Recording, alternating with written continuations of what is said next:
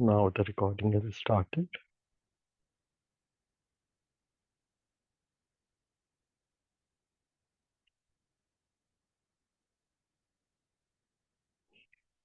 Right.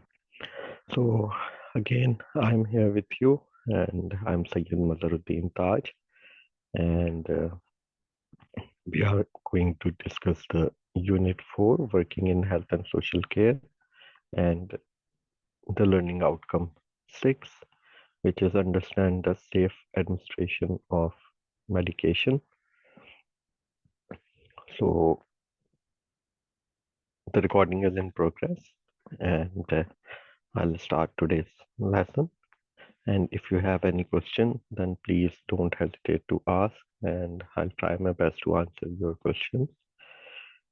So today's lesson on understanding the safe administration of medication.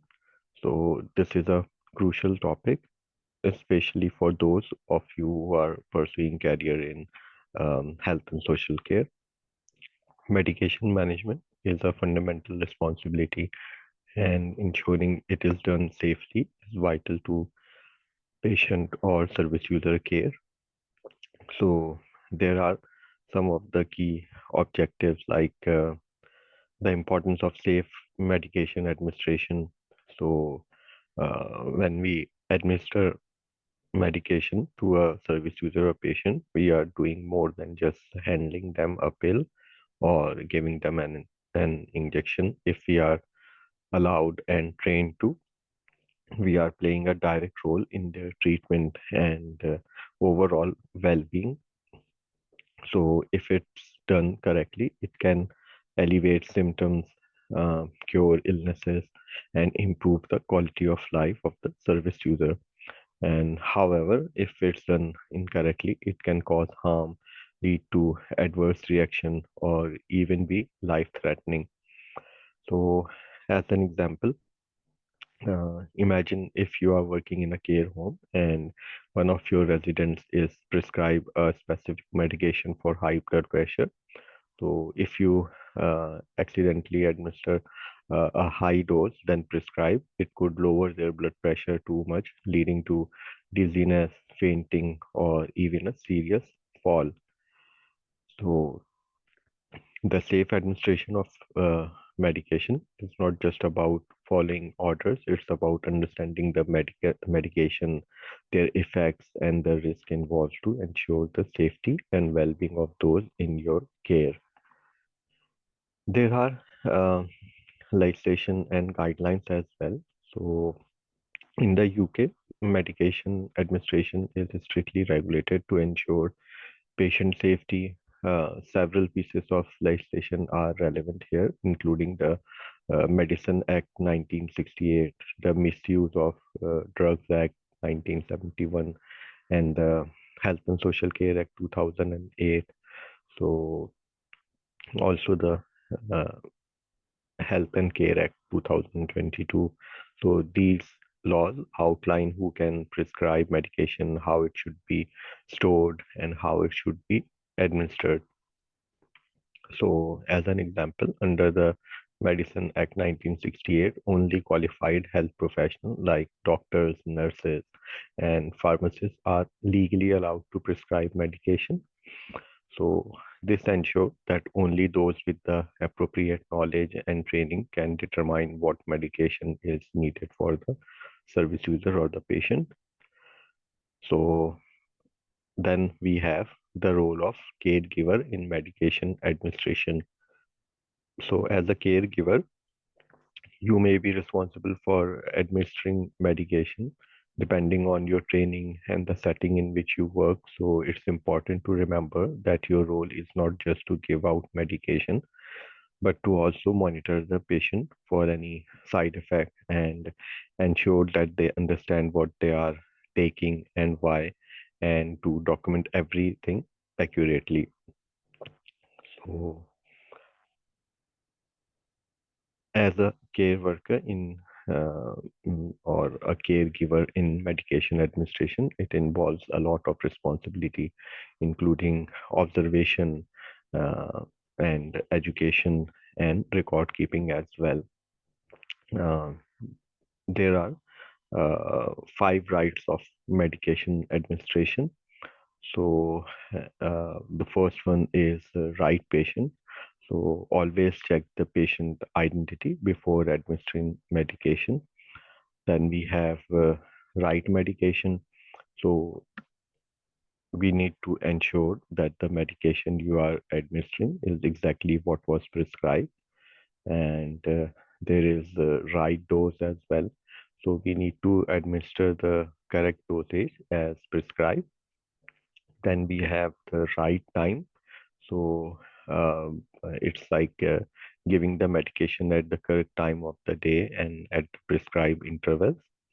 Then we have right route.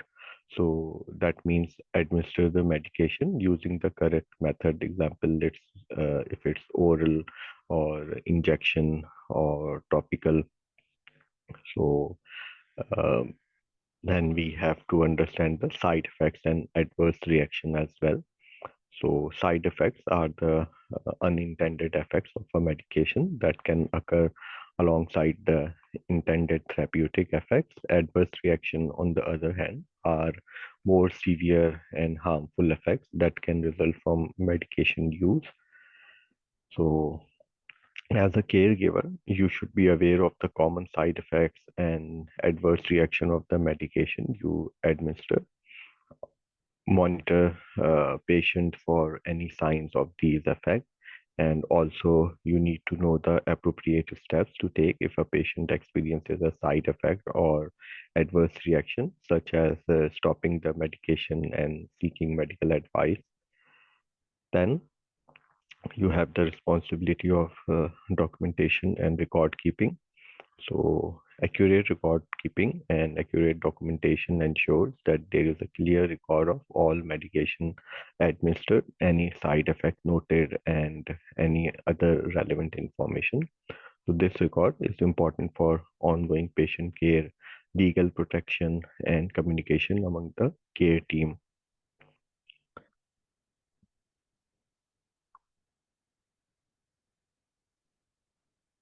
Now we have the indicative content. So uh, first we have to discuss about the statutory requirements. Right. So we have uh,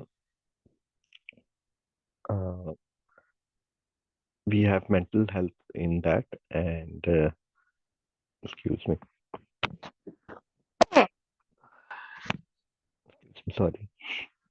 So we have mental health, like we have legislation like the Mental Health Act 1983 in the UK that outlines how medication should be administered to those with mental health condition.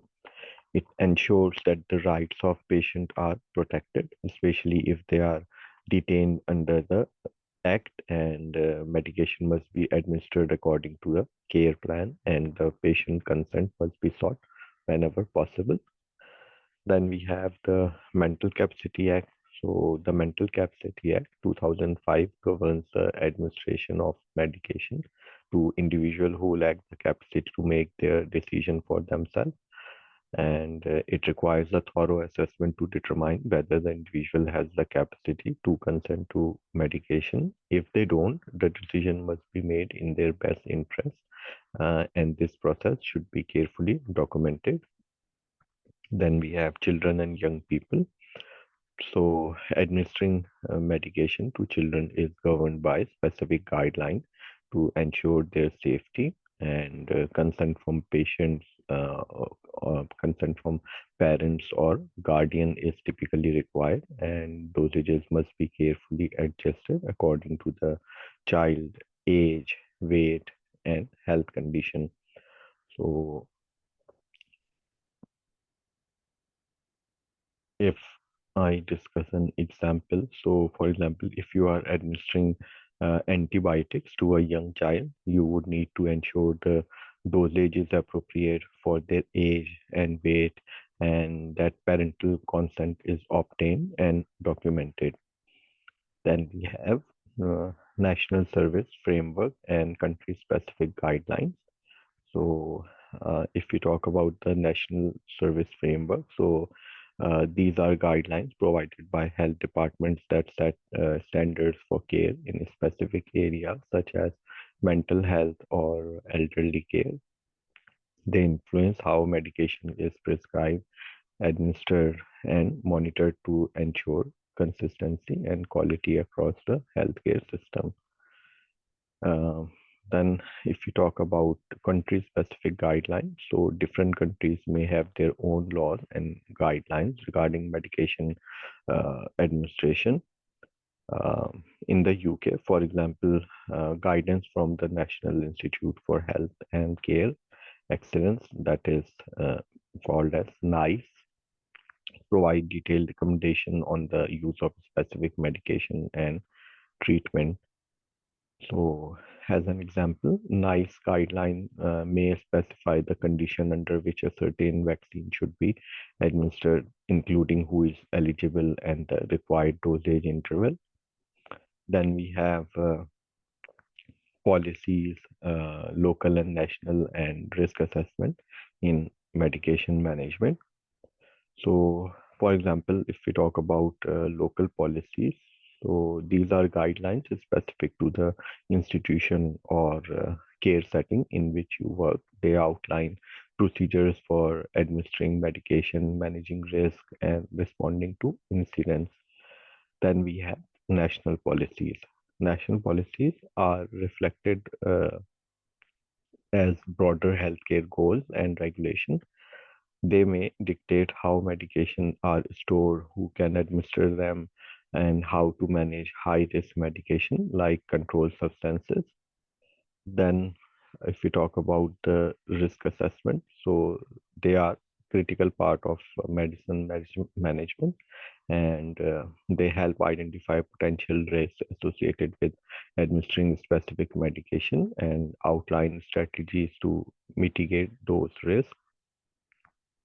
Then we have the types of medication. So we have analgesics, and these are pain relievers such as paracetamol or ibuprofen used to reduce pain and inflammation. Then we have antibiotics. Medication like amoxicillin are used to treat bacterial infection. Then we have antidepressant, so medication like fluoxetine are used to treat depression and anxiety disorder. Then we have antipsychotics.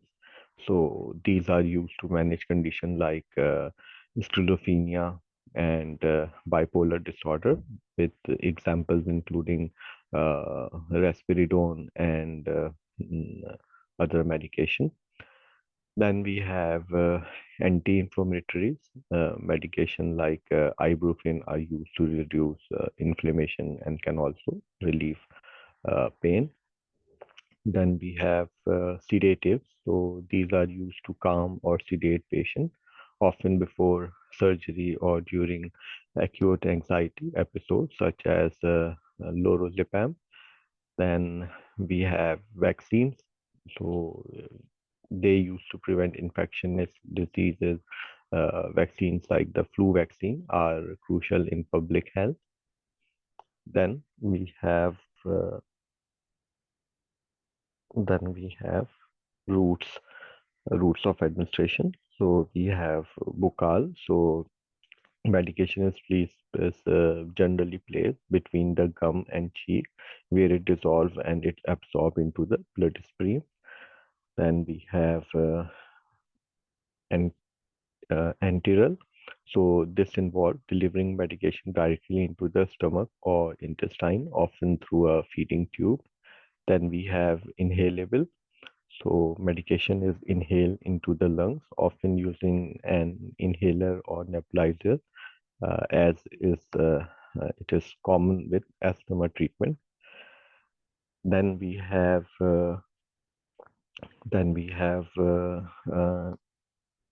infuse. So medication is delivered directly into the bloodstream over a period, and it's generally used by an IV drip. Then we have intramuscular. So injections are given into a muscle, allowing the medication to be absorbed into the bloodstream. Then we have intrathecal. So medication is injected into the spinal canal, and it's usually used for pain management. Then we have intravenous. So medication is injected directly into a vein, providing rapid effect. Then we have nasal medicine. So medication is sprayed into the nose where it is absorbed through the nasal mucosa. Then we have ophthalmic. So medication is administered into the eyes, usually in the form of drops. Then we have oral medication. So medication is swallowed and absorbed through the digestive system. Then we have otic. So medication is administered into the ears, often in the form of drops. Then we have rectal. So medication is inserted into the rectum where it is absorbed into the bloodstream. Then we have subcutaneous. So medication is injected under the skin for slow, sustained absorption. Then we have sublingual. So in this, medication is placed under the tongue where it dissolves and is absorbed into the bloodstream. Then we have the topical. So medication is applied to the skin where it is absorbed into the local tissues. Then we have the transdermal. So medication is delivered through a patch placed on the skin, allowing it to be absorbed slowly over time. Then we need to discuss about the checks carried out in relation to medication.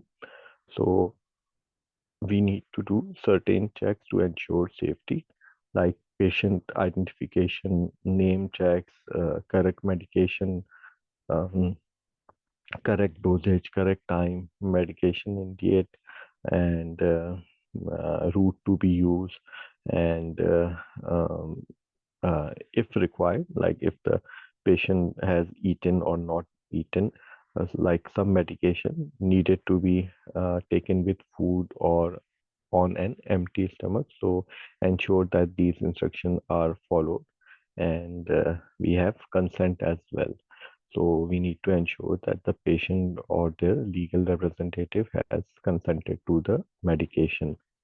Then we have some standard precautions for infection control in medication administration, like we have personal protective equipment, PPE. So we always need to wear appropriate PPE, such as gloves and masks to protect yourself and the service user or the patient from potential infection. Then we have hand washing. Then we have correct disposable of item use. Then we have reporting and recording. Then we have the risk assessment as well. Then if we talk about the next bit is records and documentation. So if we talk about the records and documentation, so we have to keep record of receipt of medication, and we have medicine administration record, uh, MAR charts. Then we have disposable record or disposal record. So we need to record how and when any unused or expired medication are disposed of according to the legal and institutional guideline. Then we have the storage record as well. We need to maintain records of how medication are stored, ensuring that they are kept under the correct condition to maintain their efficiency. And we have next, we need to discuss some key terminologies like what is medication. Okay, so medication is any substance or combination of substances that is used to diagnose, treat, or prevent diseases and medical condition. So medication come in various dosage forms. This means that the way the medication is delivered to the body. So these type dosages forms contain active ingredients like uh, we can say which are the substances responsible for the therapeutic effect, and may also include inactive ingredients which help in the delivery and stability of the medication. So as an example, we have tablets, and we have capsules, we have liquids, we have creams, and we have patches as well. So, right. So next we need to talk about the over-the-counter medication. So over-the-counter medication are those that you can buy without a prescription from a doctor. So these are typically used to treat minor ailments and are readily available in supermarkets, pharmacies, and other retail stores. So common example include simple painkillers like paracetamol or ibuprofen, as well as cough syrup and cold remedies. So then we have pharmacy only medication. So these are referred to as pharmacy only medication, although you don't need a prescription for these. These are not available directly off the shelf. Instead, you will find them behind the pharmacy counter, and the pharmacist must supervise their sale. So this is because the medication might carry a higher risk if misused, or they might require like we can say specific instruction for safe use. So for example, eye drops for treating an eye infection or emergency contraception are available without a prescription, but the pharmacist might ask you some questions to ensure the medication is appropriate for your condition and safe for you to use. So then we have uh,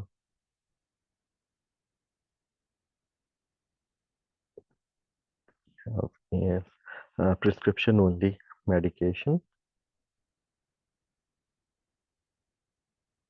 So if we talk about uh, prescription only medication. So these are medication that cannot be purchased without a prescription from a qualified GP or a healthcare professional. So the reason for this is that they are typically used to treat more serious or complex condition, and their use need to be carefully monitored to avoid potential side effects or interaction with other medication. Antibiotics are common type of prescription only medication. As an example, we can take it. Then we have, right. So we have discussed all of it. Right. So here we need to go through with the 7 R's of medicine administration in detail. Uh, so the first one is the medicine for the right person. So the first one is this one. So right person. So before administering any medication, it's crucial to verify the identity of the patient to ensure that the medication is being given to the correct person. Uh, as an example, checking the patient wristband and asking them to confirm their name and date of birth, or verifying their identity through medical records are all standard practices. Then we have right medicine. So we need to ensure that the medication being administered is exactly what has been prescribed for the particular individual according to the medication administration record. Then we have right dose. So the dosage given should match the prescribed amount of the medical administration, we can say, the record, and this include considering any adjustment for specific condition or body weight. Then we have right time. So medication need to be given at the correct time of the day and at the correct intervals to maintain the right level of medication in the body. Then we have right form. So medication can come in different forms such as tablet, liquid, or injection. So it's important to administer the medication in the form prescribed. Then we have right route. So medication can be administered in various ways, orally, topically, etc. We have gone through with it earlier, and it is essential to use the route prescribed. Then we have uh, right outcome. So this involves monitoring the patient to ensure that the medication is having the intended effect and adjusting the treatment if necessary. So the 7 R's provide a comprehensive checklist that healthcare professionals must follow to ensure the safe administration of medication, and adhering to these principles help prevent error, ensure the correct treatment is given, and maximizes the effectiveness of the medication, all while safeguarding patient well-being.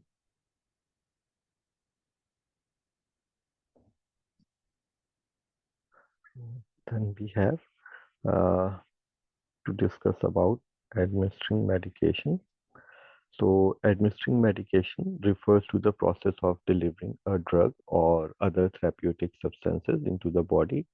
The method or route of administration, and it varies depending on the type of medication, the illness being treated, and the specific needs of the patient. So, first we have the oral administration. So, this is the most common and convenient method of administering medication. The medication is swallowed through the mouth and then absorbed through the digestive system. So we have tablets, liquid, capsules, and chewable tablets as well. Then we have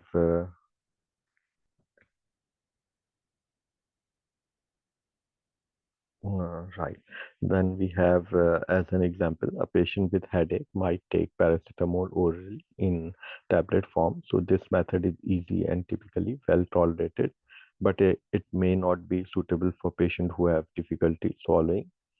Then we have the rectal administration. So this route is used when oral administration is not possible, such as when a patient is vomiting, unconscious, or unable to swallow. So the medication is administered through the rectum as a suppository. Then we have inhalation administration. So medication is inhaled directly into the lungs, allowing for rapid absorption and action.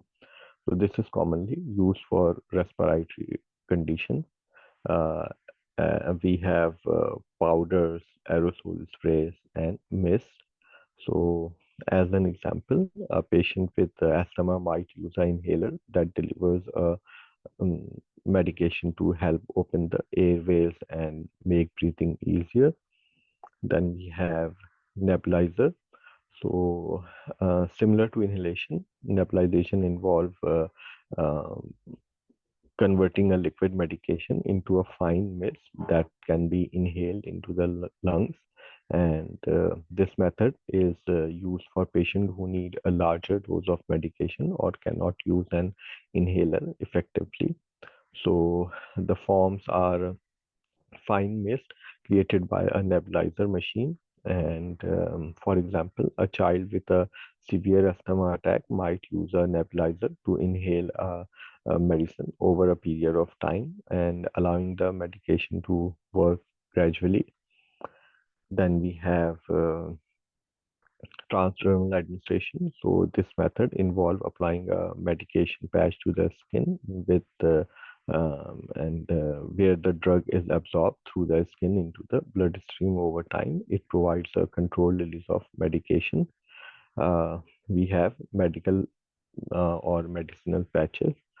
So, as an example, a patient with chronic pain might use a transdermal patch containing uh, some medicine which provide continuous pain relief over several days.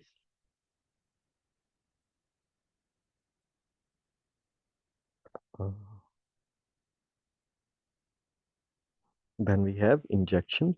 So this method delivers medication directly into the body through various type of injection, and it allows for rapid absorption, making it useful for emergencies or when other routes are not viable.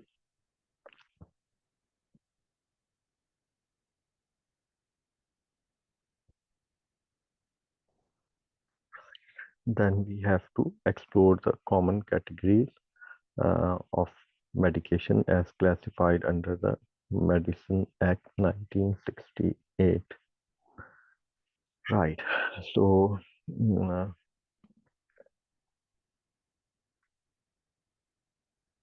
into three legal categories. So, we need to discuss about general sale list, uh, and we need to discuss about pharmacy medicine and prescription only medicine. Okay. So, if we talk about the general sale list, so these are medications that can be sold without a prescription and do not require the supervision of a pharmacist. They are generally considered safe for use without medical advice for treating minor ailments like paracetamol up to uh, 32 tablets and vitamin, cod liver oil, and like these are the supplements category. Uh, as an example, paracetamol used to relieve mild to moderate pain such as headache or muscle aches and to reduce fever. Uh, then we have vitamin and supplements. So they are used to prevent or treat nutritional deficiencies like vitamin D for bone health. There are some potential side effects as well. So, uh, like if we talk about paracetamol, so while generally safe at recommended doses, and overuse can lead to serious liver damage as well. Then we have the vitamins. So excessive intake of certain vitamins like vitamin A can lead to toxicity. Then we have the pharmacy medicine. So these medication can only be sold in a pharmacy and must be supervised by a pharmacist. Uh, they are typically stronger or have more potential side effects than the general sale list medicine, and making professional advice is necessary. As an example, ibuprofen more than 16 tablets, aspirin. So, if we talk about the effects of ibuprofen, so it's an inflammatory drug and used to reduce pain, inflammation, and fever. And if we talk about aspirin, so it's used as an analgesic to relieve minor aches and pain and as an antiplatelet agent to prevent blood clot. So then we have prescription only medicines.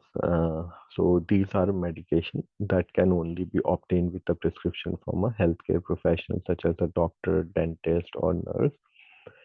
They are used for more serious complex health condition and require monitoring. So as an example, we have amoxicillin. So amoxicillin is a broad spectrum antibiotic used to treat bacterial infection such as chest infection, urinary tract infection, and skin infection as well. So there are some common side effects include um, upset stomach, diarrhea. So overuse or misuse can contribute to antibiotic resistance as well. Then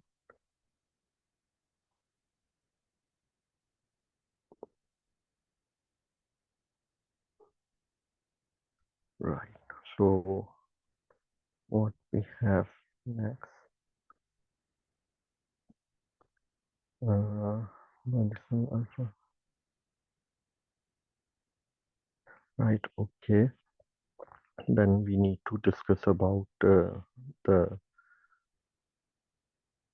categorization of medicine by purpose and use.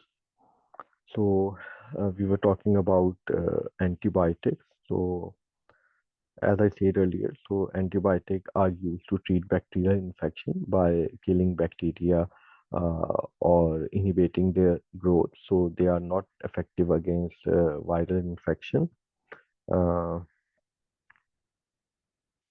like we have the example of penicillin and amoxicillin. Then we have analgesics. So uh, they are uh, used as a pain reliever, and they are used to alleviate pain ranging from mild discomfort to severe pain depending on the medication. So we have the example of paracetamol and aspirin. Then we have antidepressant. So antidepressant are used to treat depression, anxiety disorder, and other mood disorder by balancing chemicals in the brain that affect mood and emotion. So we have examples as well, amitriptyline and Prozac. So then we have controlled drugs. So controlled drugs are substances that have a higher potential for abuse and dependence, and therefore are like they are tightly regulated. They are prescribed for specific medical condition and require careful monitoring. Example is Ritalin. So it's used primarily for attention deficit hyperactivity, and we call it ADHD. And then we have other drugs. So this category include various medication used to treat a wide range of conditions that do not fit into the previous categories. Uh, like we have antihistamine, and like they are used to treat allergic reactions such as hay fever or hives. And then we have antacids. Then they are used to neutralize stomach acid and relieve symptoms of indigestion and heartburn. So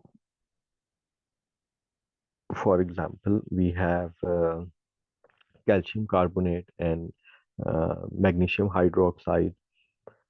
Then we have known prescribed medication. So these are medication and remedies used to treat minor symptoms or conditions that do not typically require professional medical intervention. So they are often home remedies or widely available over the counter treatment.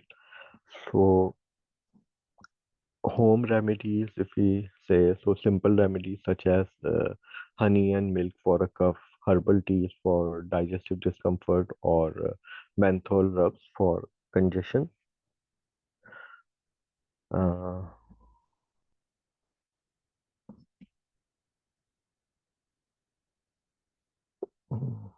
and what we have next is you have to discuss about uh,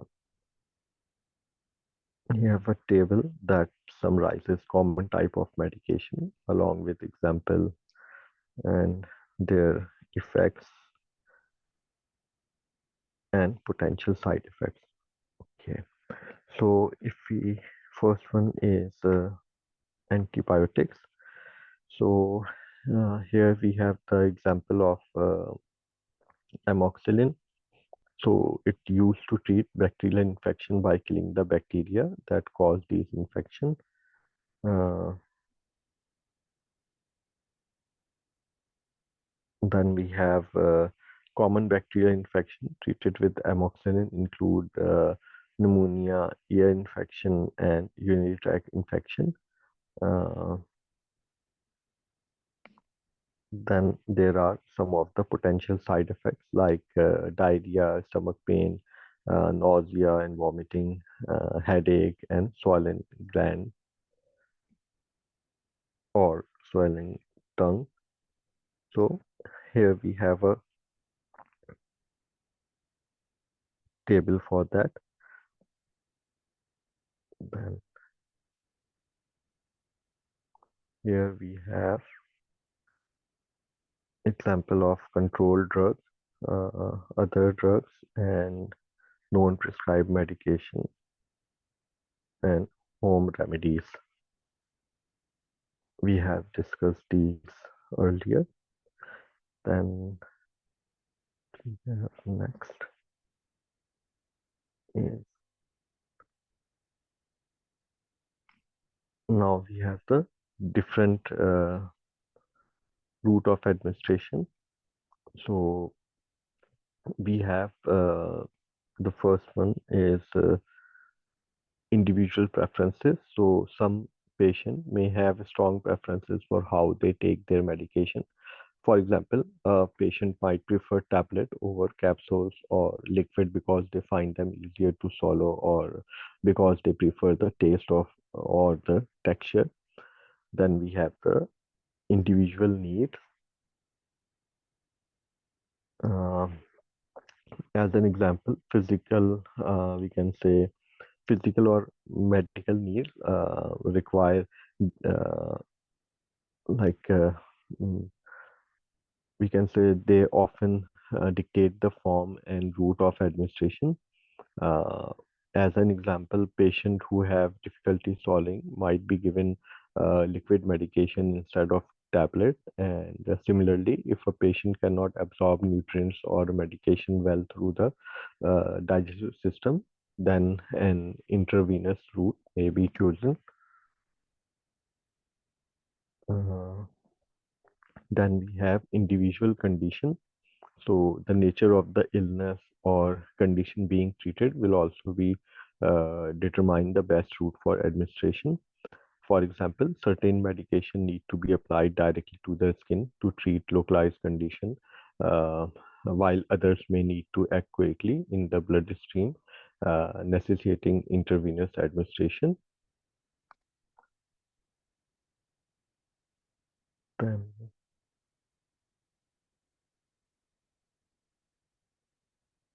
right. So then we have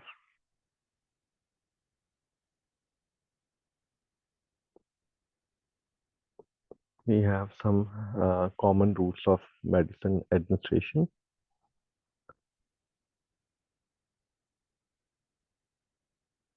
So first one we need to discuss is the uh, oral medication administration. Uh,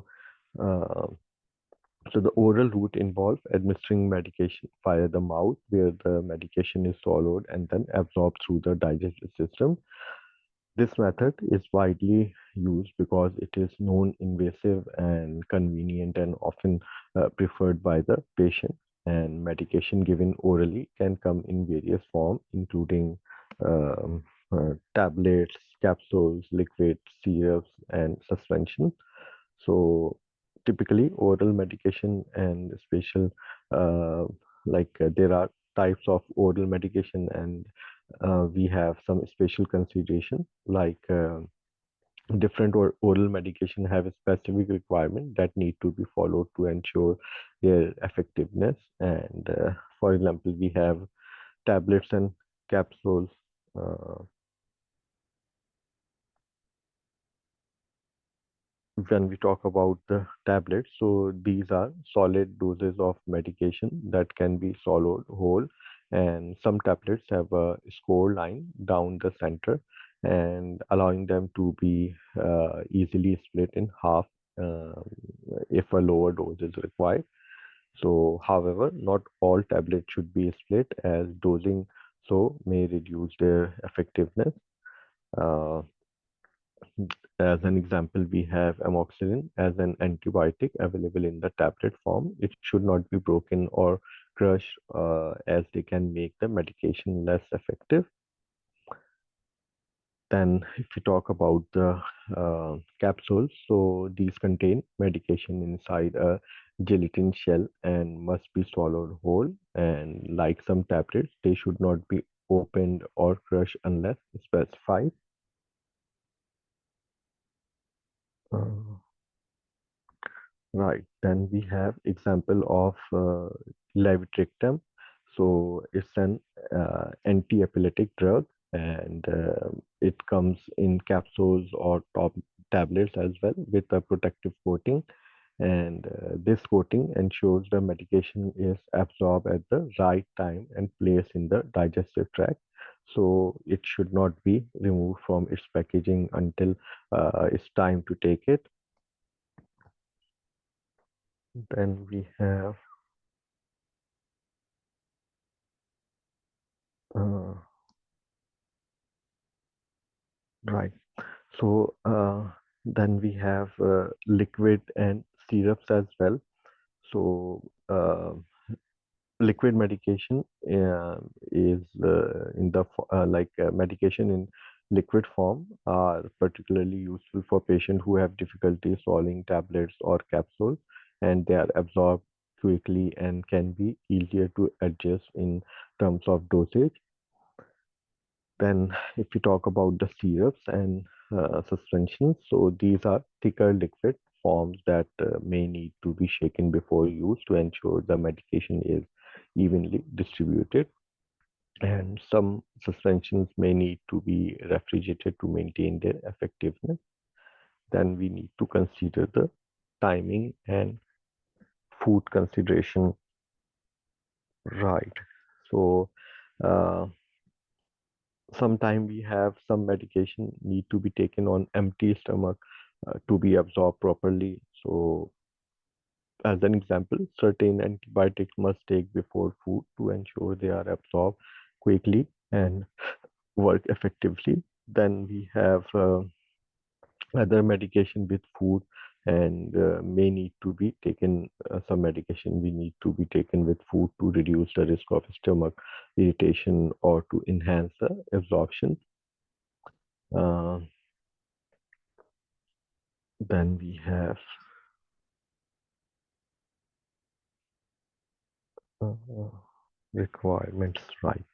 So we have some medication guideline, and we need to understand and follow the specific guideline for each medication we administer.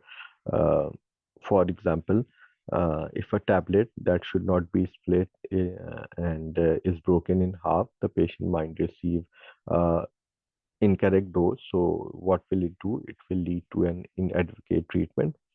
Uh, and for example, if a medication that should be taken on an empty stomach is taken with food, so it may not be absorbed correctly, reducing its effectiveness. So healthcare providers need to ensure they are well informed about each medication they administer, and understanding any specific instruction regarding food, timing, and whether the medication can be split or must be swallowed whole. It should be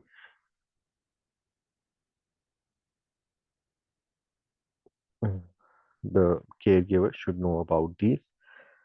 Then what we have next is sublingual, right? So uh, if we talk about the sublingual route, so it involves placing medication under the tongue and allowing it to dissolve and be absorbed directly into the bloodstream through mucous membrane. So this method bypasses the digestive system and liver metabolism, and it allows the medication to take effect more quickly than it would if it were swallowed. Uh, why we use the this route? So the sublingual route is often chosen for medication that need to work quickly or for those that might be degraded by stomach acid or the liver is if taken orally. So we have some advantages like rapid absorption. Then we have the advantage of bypassing the digestive system. Um so Right. Here they have given us some common medication names like we have right we have fentanyl sublingual spray. So we use it as a pain relief and particularly for breakthrough pain in patients who are already receiving opioids for chronic pain. Uh, then we have uh, lorazepam. So it's used as an anxiety relief, particularly in acute situations such as panic attack, and it's like generally placed under the tongue in the form of a tablet or where it dissolves and it quickly absorbs. So this method allows the drug to take effect rapidly and calming the patient and reducing anxiety symptoms. Then there are some consideration for sublingual administration. Do not swallow. So patient must be instructed not to swallow the medicine as doing so will reduces effectiveness. Then we have the proper placement and we need to consider about avoid drinking or eating. Patient should avoid eating or drinking or swallowing uh, saliva until the medication has completely dissolved to ensure that the medication remains in contact with the mucous membrane under the tongue for optimal absorption. And we have the inhalation route, right? So the inhalation route involves administering medicine directly into the respiratory system through the lungs.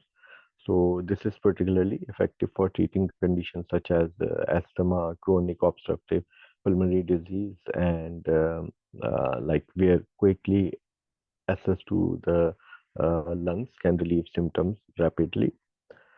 So why use the inhalation route? So it has rapid action and it has targeted delivery as well. So if we talk about the types of inhaler, so Uh, right. If we talk about the types of inhalers, so inhalers are handheld devices that deliver a specific dose of medication to the lung, and there are different types of inhaler, and each designed for a specific purpose. So first one we have reliever inhaler. So as an example, we have Ventolin. Um, so used during an asthma attack to quickly open the airways and make breathing easier. Then we have preventer inhalers, and they are used daily to prevent asthma symptoms and reduce inflammation in the airway, helping to avoid asthma attack. Then we have nebulizers. So nebulizers are devices that convert liquid medication into a fine mist that can be inhaled deep into the lung. And this is especially used for individuals who have severe respiratory difficulties or for young children and elderly patients who may have trouble using inhaler correctly. Then we have mm, atomizer and jet nebulizer. So they are commonly used to treat conditions like bronchitis and where thick mucus need to be loosened and expelled. Then we have ultrasonic nebulizers, so also used for conditions like bronchitis, but deliver medication more quickly and quietly compared to the jet nebulizer. Then we need to consider choosing the right device. So we have the choice between an inhaler and nebulizer, and it depends on several factors, including the severity of the condition, the patient ability to use the device properly, and the type of medication required. So, in that, we have inhaler and nebulizer.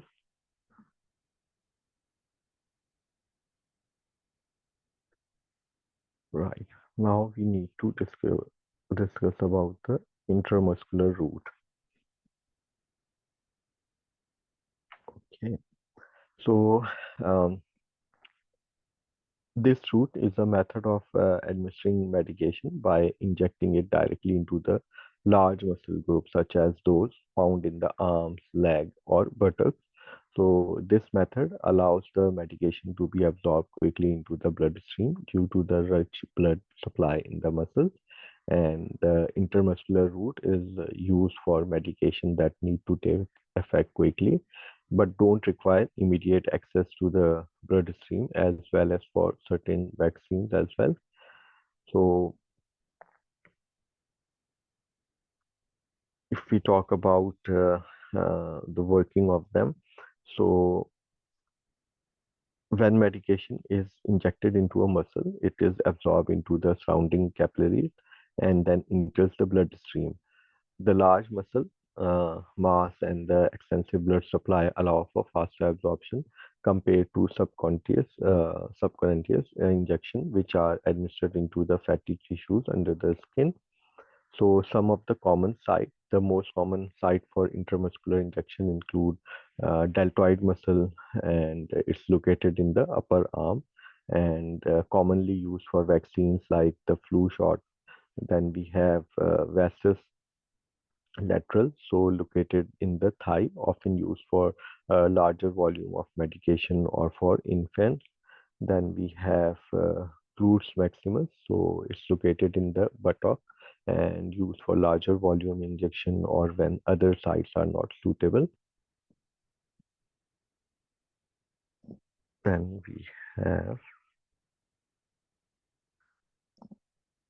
intravenous route of medication administration. So this route involved delivering medication directly into the vein through an injection or infusion. So this method allows the medication to enter the bloodstream immediately, providing the fastest route of administration. Uh, the IV route is used in emergency situation or when immediate drug action is required. So how it works is because the medication is delivered directly into the bloodstream, it does not need to be absorbed through tissues or organs. So this allows the drug to take effect most immediately, and which is critical in emergencies. We have IV injections, we have IV infusion drips, and who can administer intravenous medication. So, similar to intramuscular injection, intravenous administration must be carried out by trained healthcare professionals. And this is because IV administration requires precision to ensure that the catheter is correctly placed in the vein and to monitor for potential complications such as infection um, and infiltration where the liquid leaks into the surrounding tissues or an adverse reaction to the medicine. Mm, we have subcutaneous and instillation. Right. So the subcutaneous route involves administering medication by injecting it just beneath the skin into the subcutaneous tissues, and this method is used for medication that requires slow, steady absorption into the bloodstream. And if we talk about the absorption, so medication injected into the subcutaneous tissues are absorbed more slowly than those given intravenously or intramuscularly. This slower absorption is beneficial for medication that need to be released gradually into the body over time.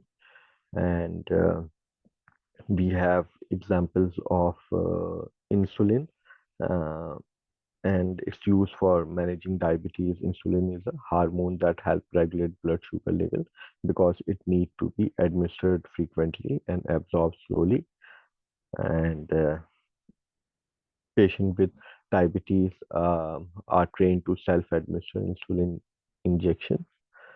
Then we have heparin. So this medicine is used for the treatment and prevention of blood clot. So heparin is administered sub subcutaneously to allow for steady absorption and prolonged action. Then we have uh, some sort of training for administration, like self-administration, and we have support and assistance as well. Then if we talk about installation route of medication, and so this route involves administering medication directly into the eyes, ears, or nose using liquid or suspension. So this method is particularly effective for treating localized conditions such as infection or allergies, where the medication need to act directly at the site of the problem. So uh, we have mm, if we discuss about eyes, so medication are administered as an eye drop to treat conditions such as infection.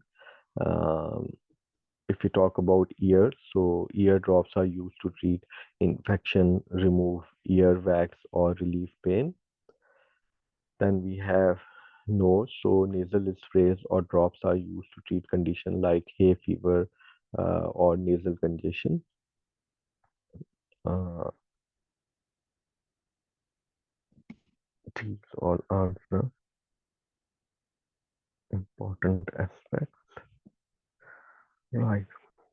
Then we have the route of rectal or vaginal. So the rectal and the vaginal routes are methods of administering medicine through the rectum or vagina. So um, if we talk about the rectal administration, so it involves delivering medicine through the rectum, where it can be absorbed by the blood vessel in the rectal wall. And this method is used for various purposes, including delivering medicine to patients who cannot take them orally due to vomiting or difficulty swallowing. And we have, as an example, uh, we have enemas, and they are used to treat constipation or to cleanse the bowel before a medical procedure. And enemas involve injecting liquid medication into the rectum, which stimulates bowel movement as well. Then we have suppositories, so solid medication that are inserted into the rectum, where they dissolve and are absorbed into the bloodstream. For example, glycerin suppositories are used to relieve constipation.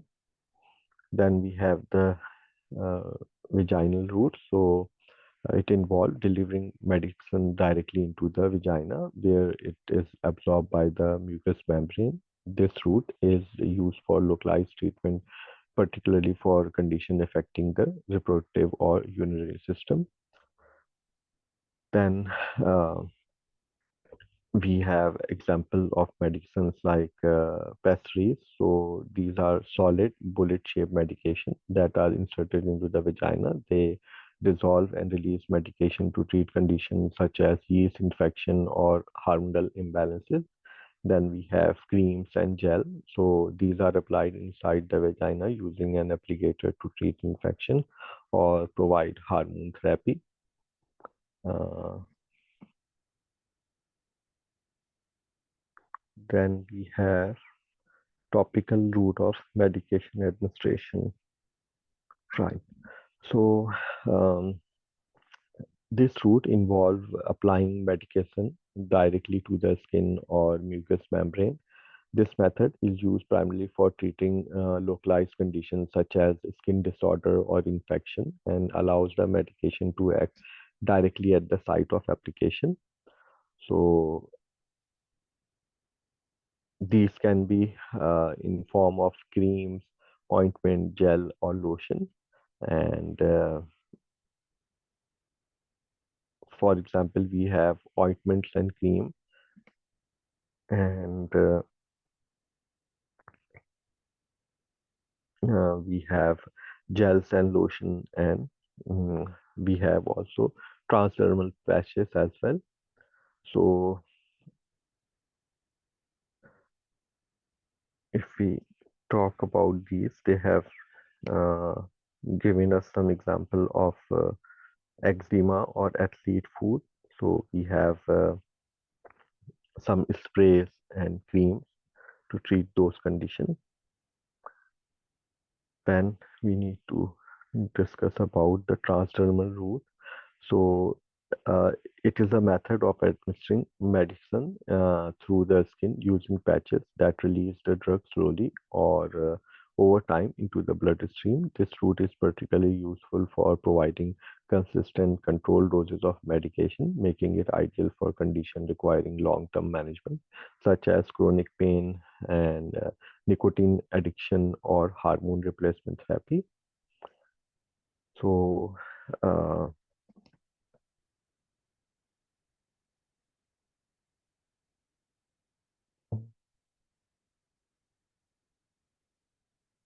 right. So there are some examples like we have nicotine patches or hormone replacement therapy patches, and there are some special consideration to uh, we need to apply for using transdermal patches. Like we should have a clean and dry skin, and we need to rotate the application site, and we need to avoid heat exposure and monitoring for any side effect as well.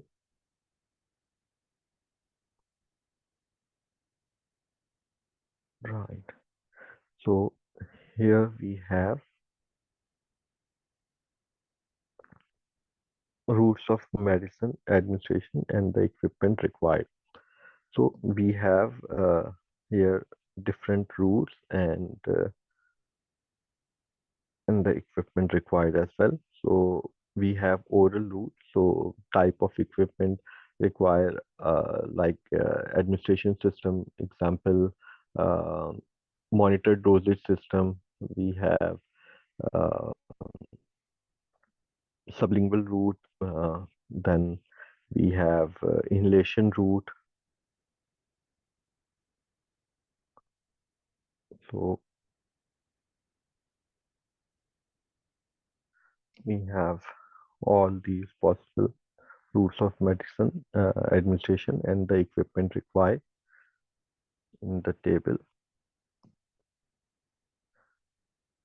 Right.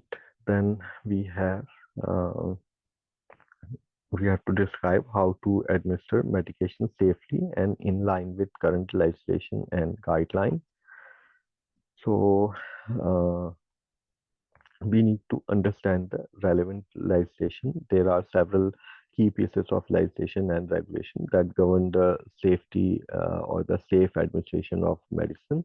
And for example, we have uh, right. For example, if we discuss about the Medicine Act 1968, then we have the Misuse of Drug Act 1971 and the Health and Social Care Act 2008. Uh, we need to follow organization policies and protocols as well, and we need to adhere to the medication policies, and we need to complete accurate documentation. We need to do the risk assessment as well, and when we are preparing and administering medicine, we need to consider the safety, and for that we need to check the prescription. We need to follow the 7 R's, and we need to prepare the medicine, and then we have the step of monitoring and evaluating effects. So after administering medicine, it's crucial to monitor the individual response to the medication. We need to observe for the side effects, evaluate its effectiveness, and if we have any concern, then we need to report it. And then we have documentation and record keeping. So accurate record keeping is essential for ensuring continuity of care and legal compliance. So we need to complete the MAR sheet, and then we have to report and record some errors, if there's any. Then we need to consider the disposing of medication safely, and we need to follow the disposal protocol, and we need to look for the prevention of contamination, and we need to ensure that medication are disposed of in a way that prevent contamination or accidental ingestion by others. So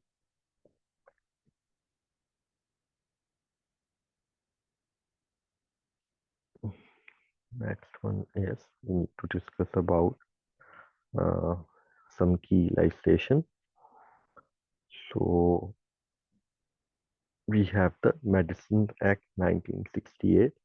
So the Medicine Act 1968 is a foundational piece of legislation in the UK that regulates the control, supply, and administration of medicine. It classifies medicine into three categories. We have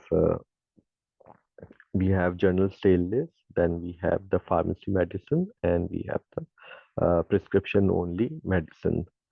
And why we use this legislation? So because it ensures safety, and it regulates the supply, and it protects the public. Then we have uh, the Misuse of Drug Act 1971.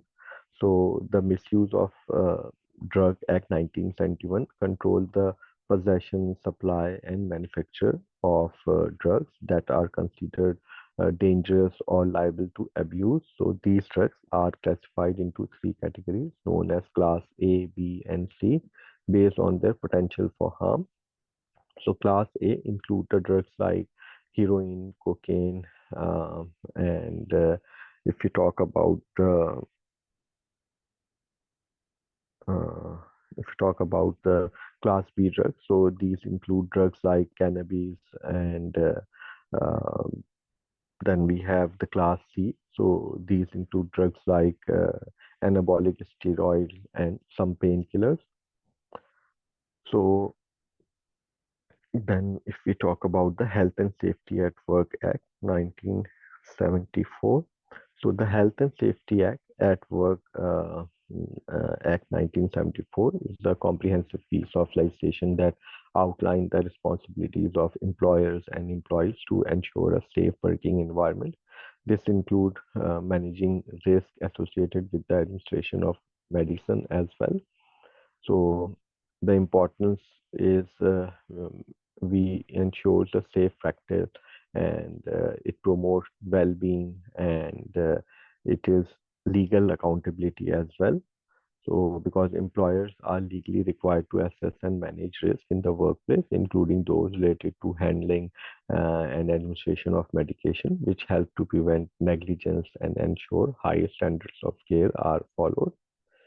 So they all are important. All of these laws are important, so because it gives patient safety and legal compliance and workplace safety as well.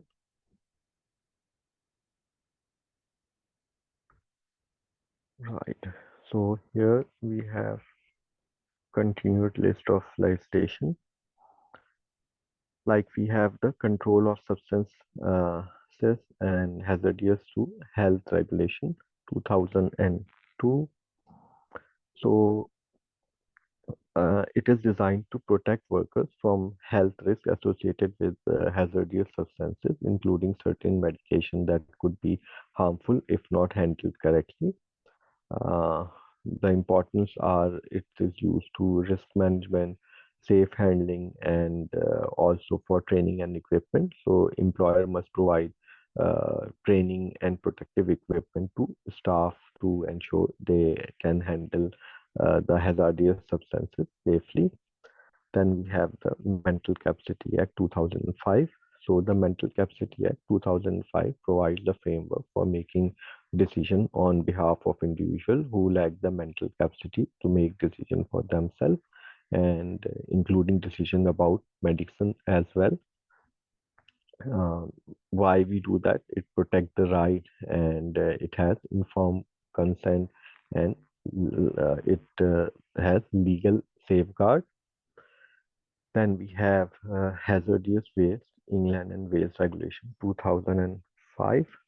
So these regulations govern the proper disposal of hazardous waste, including certain medications that are classified as hazardous. So why we do it? Because it has safe disposal, it has compliance. Then we have Controlled Drug Supervision of Management and Use Regulation 2013. So these regulations provide a framework for the safe management and use of controlled drug in healthcare setting. And we use it because of monitoring and accountability, and also for controlled drug registers, and also for security measures. Then we have Health and Social Care Act. Uh, right. So the Health and Social Care Act has a range of provision aimed at improving the quality and safety of care, including the administration of medicine. Uh, we use it for regulatory standard and inspection and enforcement. Like it gives regulatory bodies like the Care Quality Commission (CQC) the power to inspect and enforce standards in care setting, ensuring that medications are administered safely and effectively. Also for quality of care. Then we have misuse of drug. Uh, England and Scotland, England, Wales, and Scotland, Regulation 2017.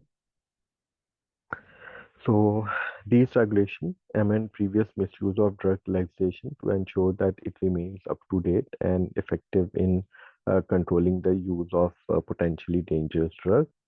Uh, it has updated control, and it has continuity of care, and it has compliance with modern practices as well.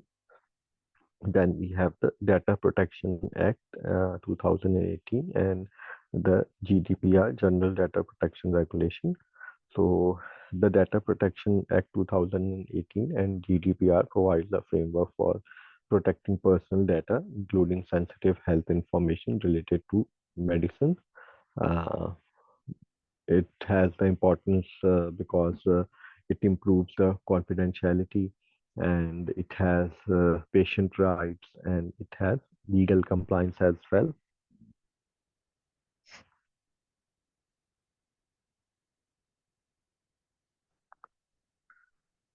Right.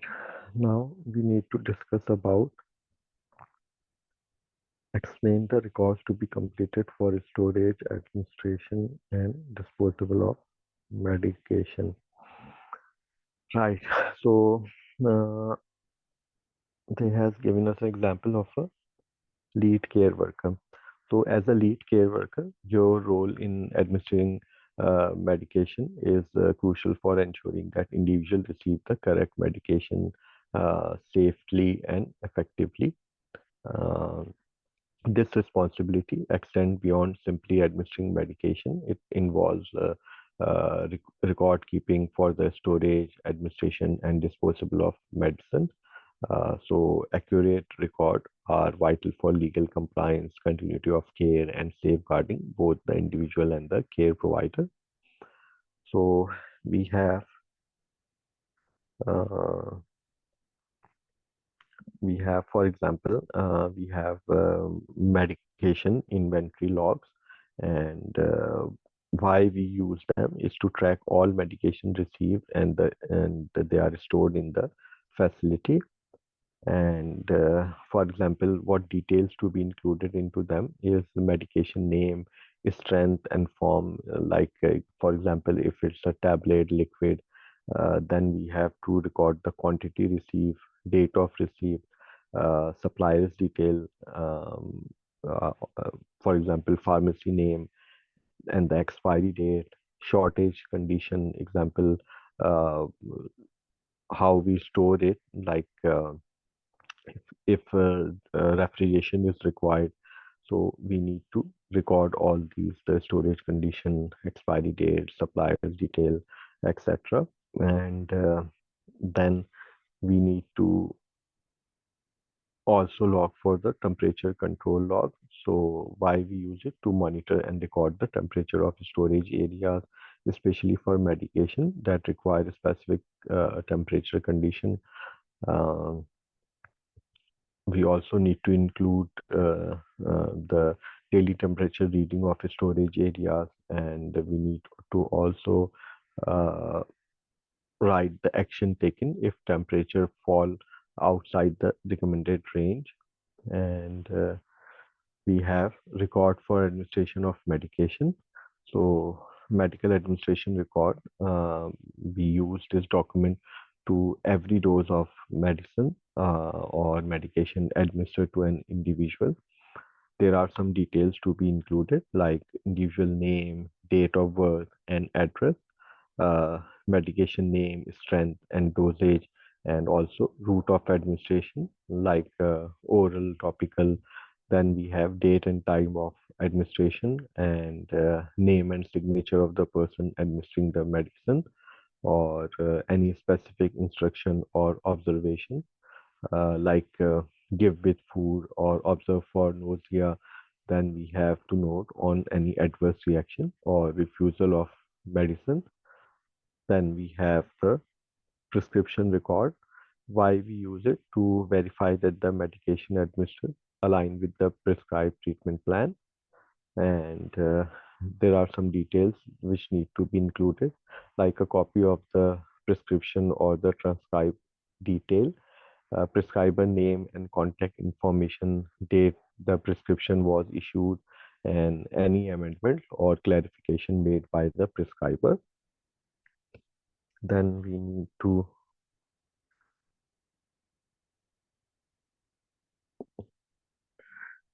include the medication disposal log.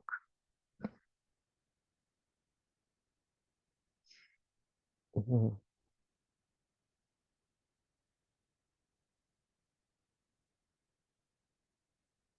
Right.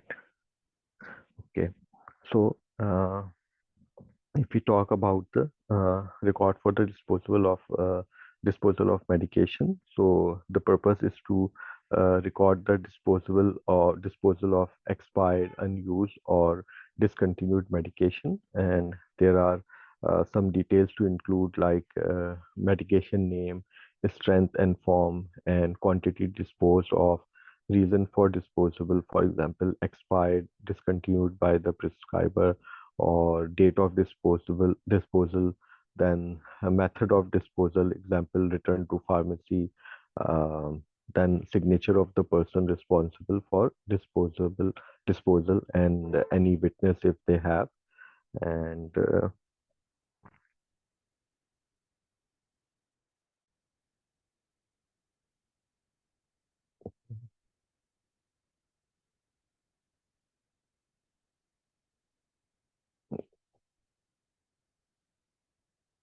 right. So then we have what is medication administration record. So the medicine or the medication administration record, uh, it's a sheet and it's vital document used in a healthcare setting to ensure that medications are administered safely and accurately. And as a lead adult care worker or personal assistant, you may be responsible for managing and updating MAR sheet. So what we need to include into that, the MAR sheet provides comprehensive details about each medication that an individual has been prescribed, and these include the uh, medication name and strength, the exact name and strength of the medication. Example, 500 mg of amoxicillin, and they are listed to ensure that the correct drug is administered. Then we have to note down the frequency and dosage, and the route of administration as well. So we have to note down the start and end date. So the date when the individual begin taking the medication, and end date, the date when the medication should be stopped. And This is particularly important for medication prescribed for a specific duration, such as antibiotics, which are often prescribed for 7 or 10 days. Then we have medication discontinuation. So the MAR sheet also tracks the medication that have been discontinued, which can occur for various reasons because of side effect or refusal. For example, if an individual refuses to take their medication, this must be documented as well. Then we have allergies and side effects. So the MAR sheet include information about any known allergy the individual has, and this is crucial to prevent administering medication that could cause an allergic reaction. And also we need to note for the side effect. The sheet may also list common side effect of the medication as well as any side effects that are specific to the individual. Then we have recording refusal of medication. So the refusal is noted on the sheet, including the time and reason if known. So this might also include any action taken, such as offering the medication later or seeking advice from a senior colleague. Uh, then we have uh, uh, seeking advice. So uh, before administration any medication to an individual who has previously refused it, you might decide to consult with a senior colleague. They can offer advice on how to approach the situation or whether to attempt administering the medication again. Uh, so we need to keep in mind all of these, and why it is important, because the MAR sheet is important because it has the accuracy, safety, and accountability as well.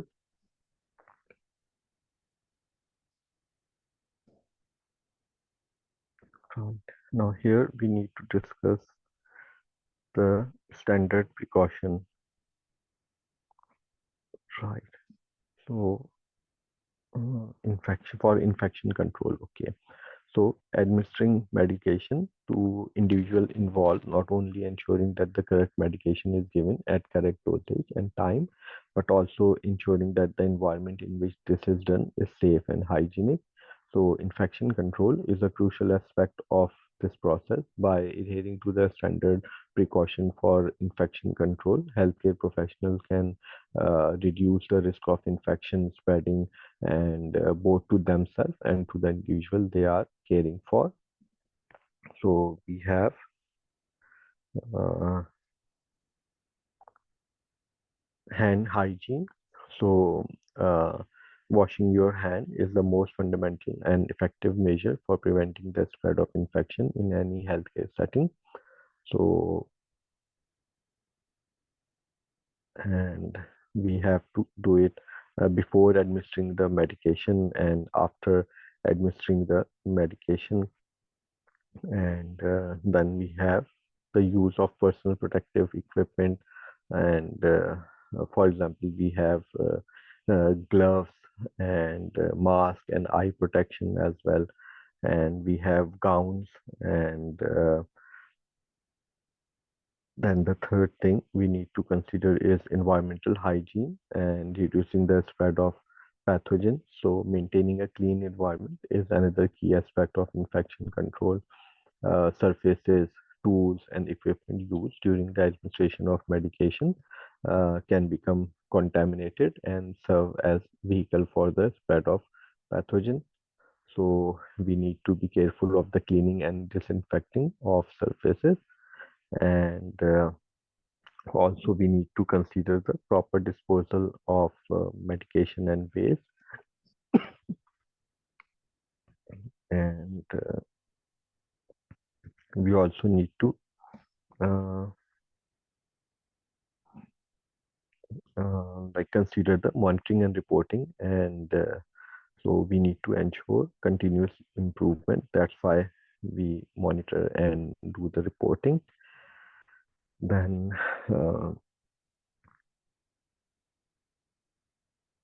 what we have is Wearing personal protective clothing. Okay. So here we need to discuss about the importance of wearing personal protective clothing and cleaning equipment as well, right? So we discussed about the PPE and the proper cleaning of equipment earlier. So if we talk about them again, so wearing personal protective clothing is important, uh, and like these include disposable gloves and apron, and they act as a barrier that protect both the healthcare provider and the individual from cross contamination. And this is especially important when administering medicine, as excuse me, as it reduces the risk of transmitting pathogens through direct contact. And why we use it? It minimizes the infection risk and preventing cross contamination. And then we have the cleaning equipment for medication administration. So, excuse me. Why it is important? So, cleaning and disinfecting the equipment used in the administration of medication is essential for preventing the spread of infection, and contaminated equipment can easily transfer pathogens to individual, leading to infection, especially in those with weakened immune system. And why we do that is because we need to ensure safety and efficiency, and we need to prevent the cross contamination as well. And if we talk about the best practices for cleaning equipment, so we have pre-use inspection before using any equipment. We need to inspect it to ensure it is clean and free from any visible contaminant.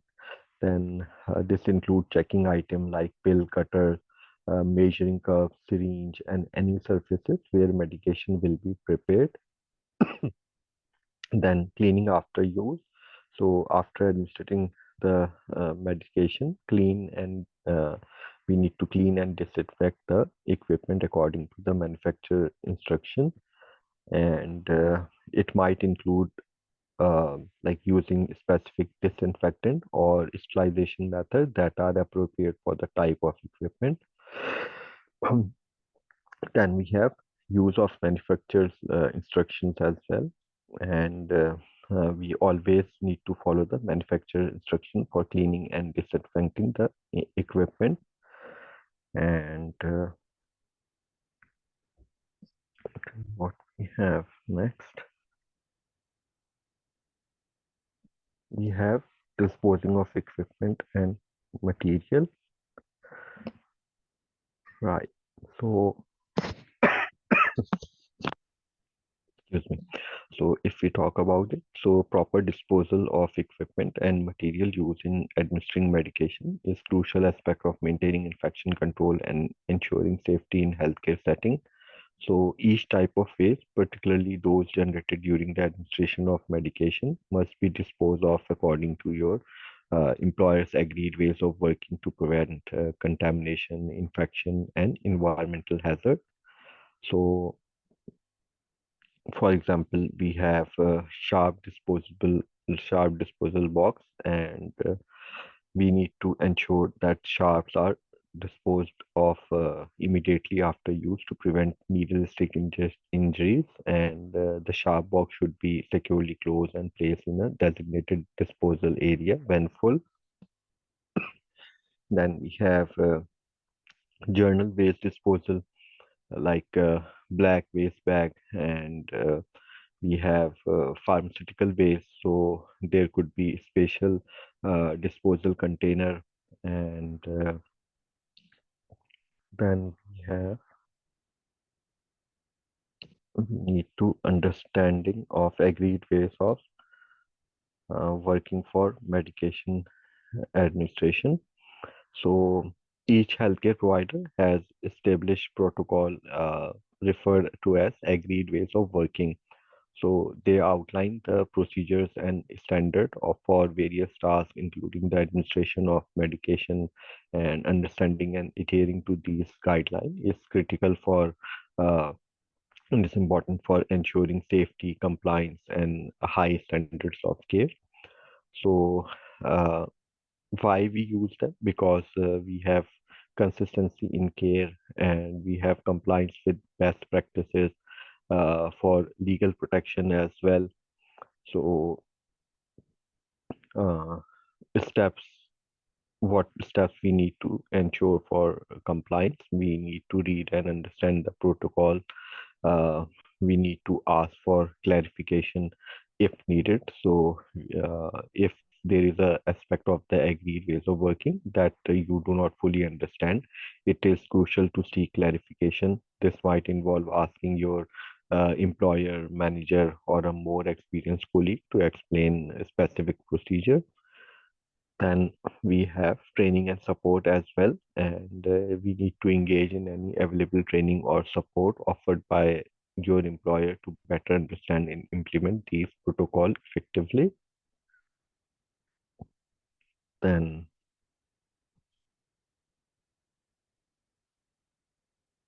right. So, mm, we have come to the end of today's lesson, and what we have discussed so far is uh, we have discussed legislation and guideline, and we discuss about infection control, we discuss about record keeping, and overall, we can say that the safe administration of medication require a combination of knowledge, vigilance, and adherence to the best practices. And as you apply what you have learned in this unit, we need to remember that your role is crucial in ensuring that individuals receive their medication safely and effectively with dignity as well. So these all are the important aspects for today's lesson. And if there's any question, then please do ask.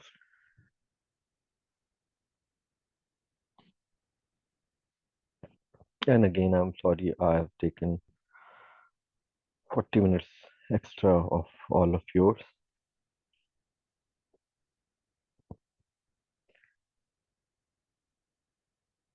No question. Right. So we have